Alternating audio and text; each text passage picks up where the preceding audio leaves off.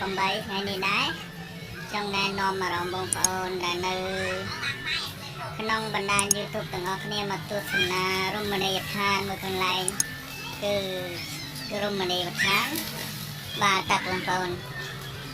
ថ្ងៃនេះខ្ញុំបានមកលេងហ្នឹងហើយក៏ថតដឹកយកជាវីដេអូដើម្បីចែកជូនបងប្អូនទស្សនាលេងកម្សាន្ត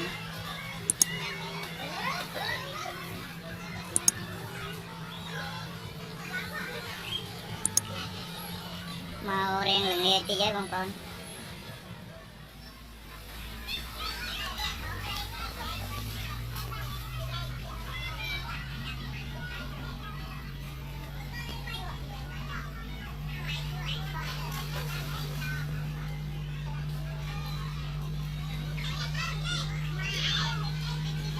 ផ្លែរវី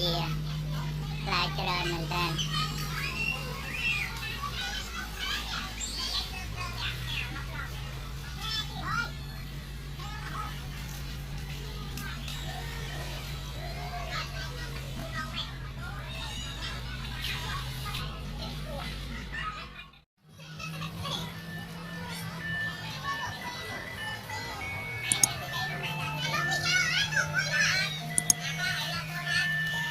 នេះកន្លែងពិតជាស្អាតបងប្អូនរមណីយដ្ឋានធម្មជាតិពិត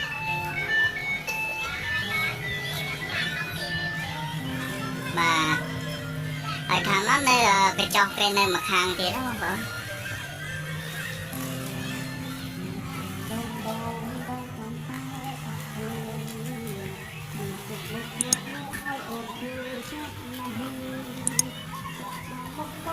បើសិនជាបងប្អូនពេញចិត្តនៅរាល់វីដេអូខ្ញុំបាទកុំភ្លេចជួយចុចពាក្យថា Subscribe Like និងសញ្ញារូបកណ្ដឹងឲ្យខ្ញុំម្នាក់មួយហ៎បងប្អូនបើសិនជាប្រិយមិត្តដែលមកថ្មីកុំភ្លេចជួយចុចជាពាក្យ Subscribe និងសញ្ញារូបកណ្ដឹងឲ្យខ្ញុំម្នាក់មួយផង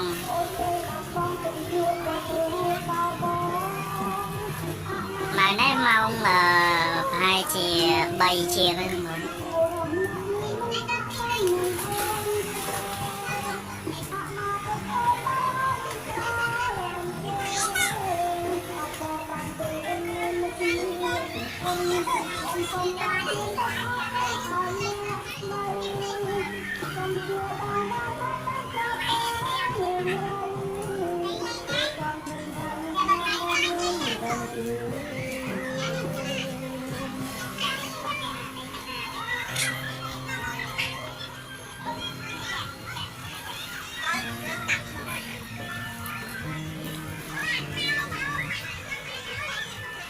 បើសិនជាមានកំហុសខុសឆ្គងលើពាក្យសម្ដីឬក៏ខុសតនៅប្រការណាមួយសូមបងប្អូនខន្តីអភ័យទោសផងដោយសារតែខ្ញុំមិនសូវជាប៉ិននិយាយដែរបង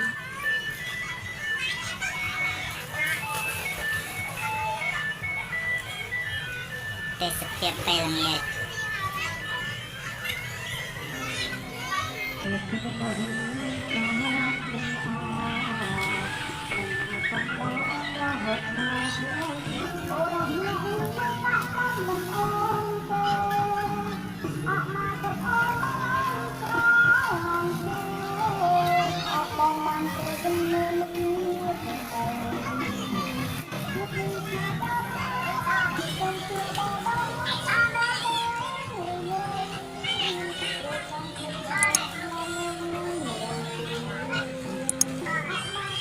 មានប្រៃឈើបងប្អូន